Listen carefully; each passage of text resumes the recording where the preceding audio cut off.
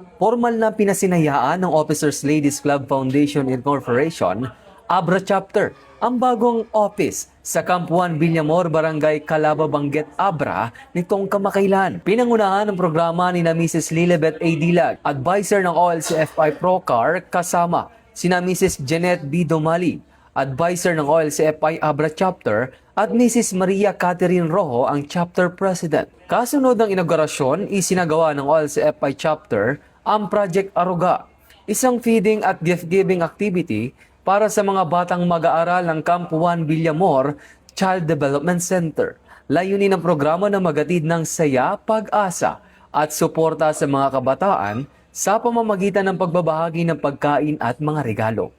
Ayon sa OLCFI, ang bagong tanggapan ay magsisilbing sentro ng koordinasyon, pagkakaisa at mga programang pangkomunidad bilang pagpapatuloy ng kanilang advokasya sa pagsusulong ng malasakit, pagkakaisa at serbisyong makatao sa komunidad.